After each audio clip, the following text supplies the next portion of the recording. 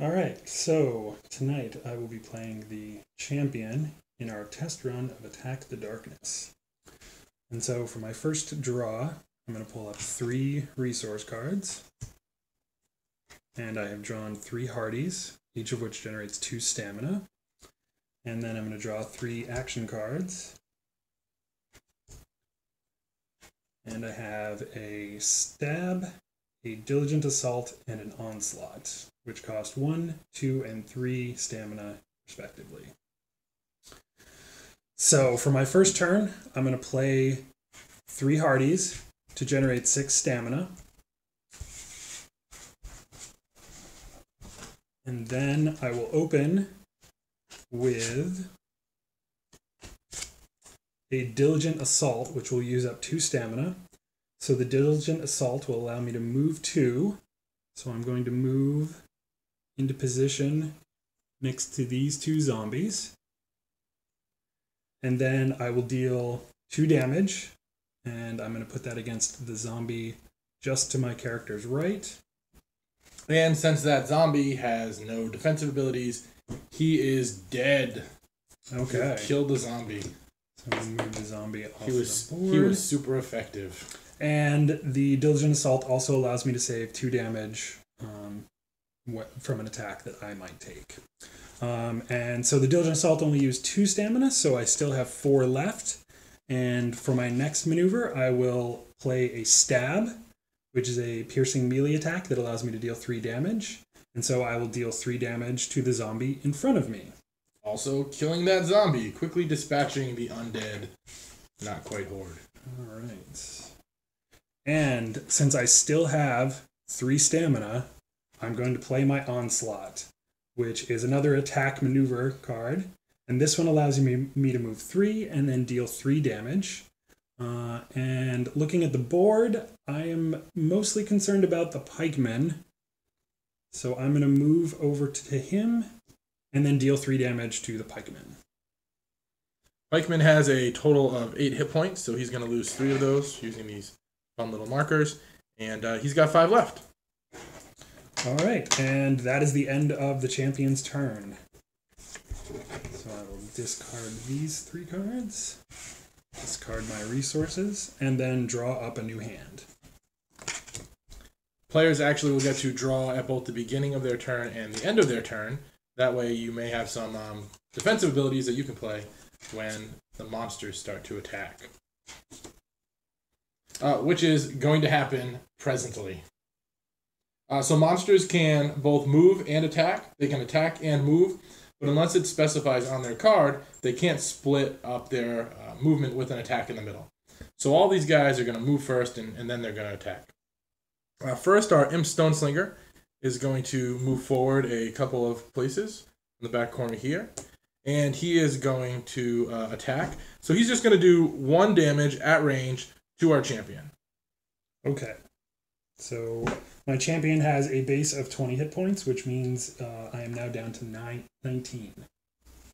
Excellent. From there, the kobolds are both going to move as the pikeman orders his kobold friends to move in. Our kobolds have a maneuver of 4 move, so we'll hop them over.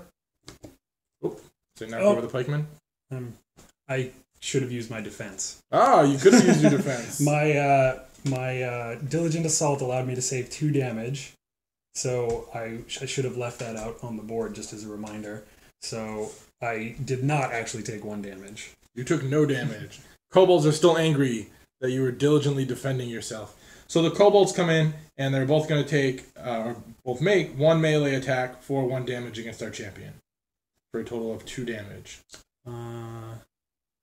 Alright, I am going to, as a defensive action, play this Bloodlusted resource that I got. So that will generate 1 stamina, and it's I gain 1 hit point for every 2 damage dealt, which is...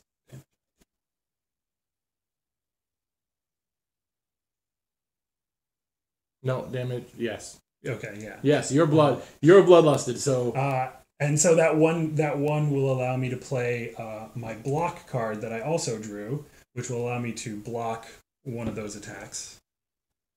And I need to discard an action, so I will discard my taunt that I also drew. And then there was a second kobold attack, correct? Yes, and there was a second kobold attack. Okay. And the damage on that was just one. Okay. I'm going to let one of those damage through because the pikeman still hasn't attacked, correct? The pikeman has not attacked yet. So the champion is now at this point down to 19 hit points.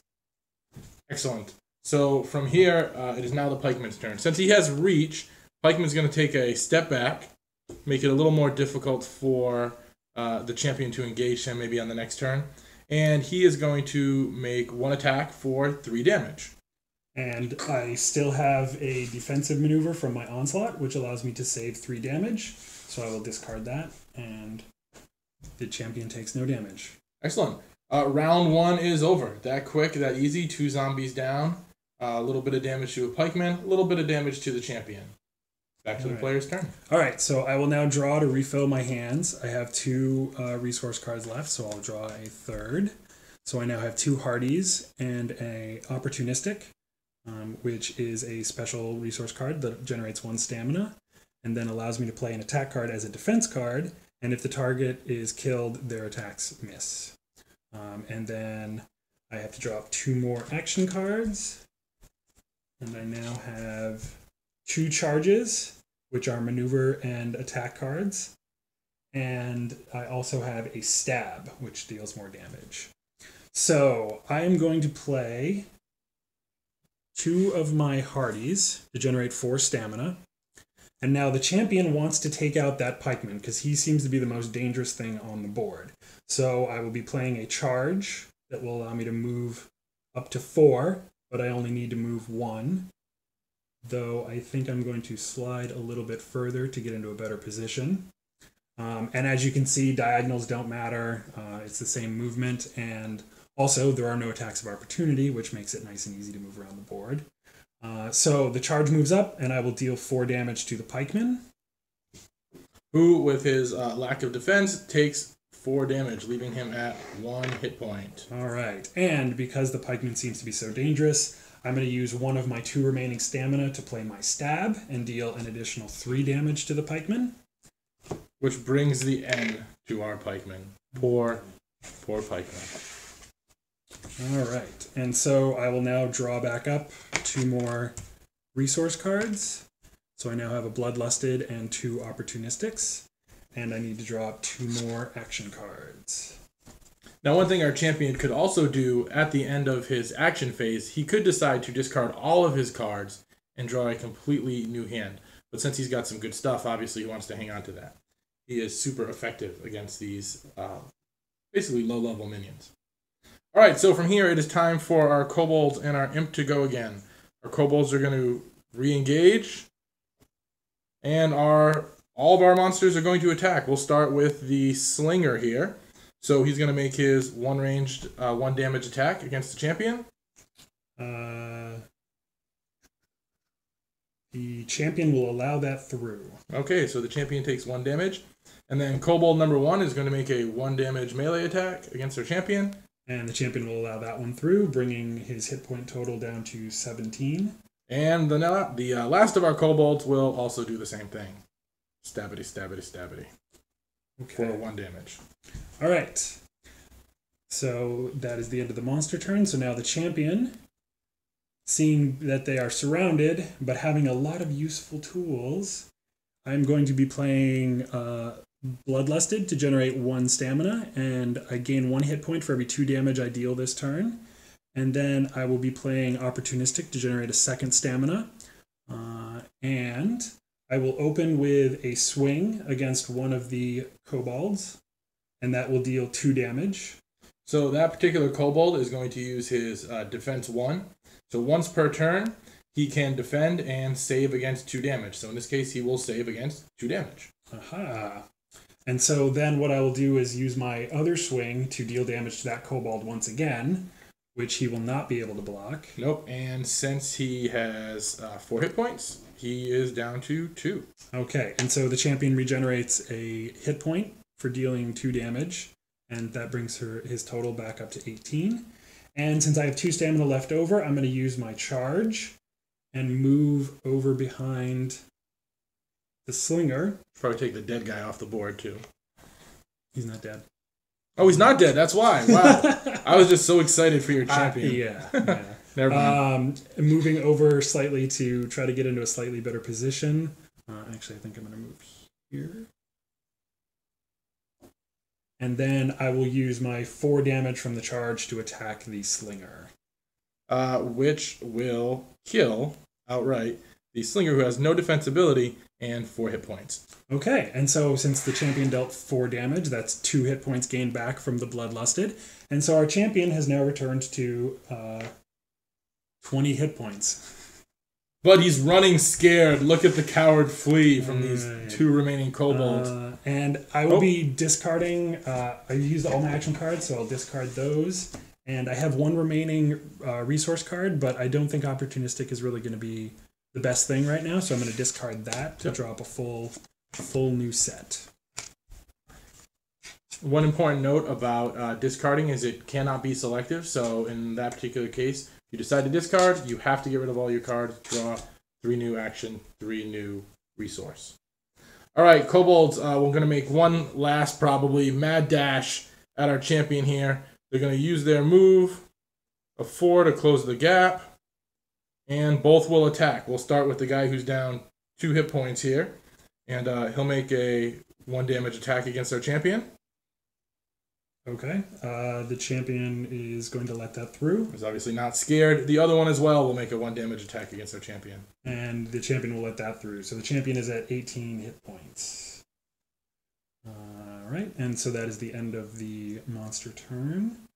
So the champion has drawn some interesting action cards, but my resources are not going to generate a lot of stamina, so this requires some thought.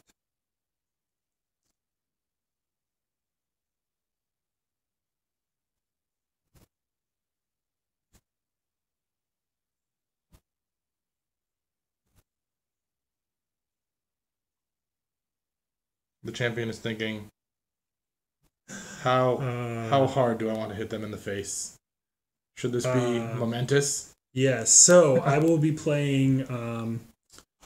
I will be playing the hardy to generate two stamina, and I will be playing the momentous to give myself a bonus to my attack. So for a single attack, every 2 unsaved damage I deal allows me to draw 1 action card or 1 resource card. All right, and with my 2 stamina, I will be using my charge. I'm not actually going to move since there's no need to move, and then I will deal 3 damage to the kobold in front of me. All right, so that is our kobold who's down to 2 hit points. But new turn, he gets his defense again, so he's actually going to save against 2 of that damage, bringing him down to 1 hit point. All right, and since I only dealt 1 damage, I don't actually get to draw an action card or a resource card. Not the most monumental turn, or should I say momentous turn for our champion. But it was a very hardy, momentous charge. Indeed it was. All right, so I'm going to discard the resource and action cards that I used. I'm going to keep the ones I have left because 2 onslaughts would be really useful if I get the right resource cards.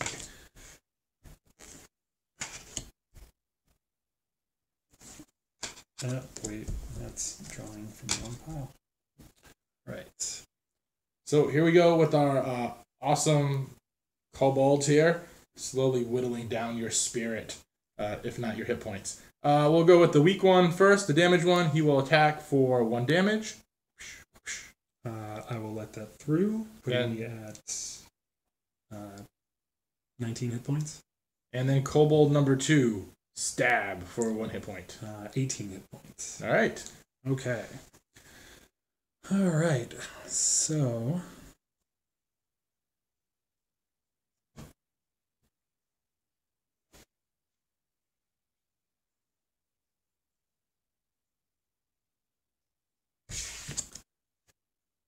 Does this let the Diligent Assault go against multiple? Okay. All right. So, having drawn some interesting cards, the sprinting ability allows the champion to target all enemies within melee range with a single attack.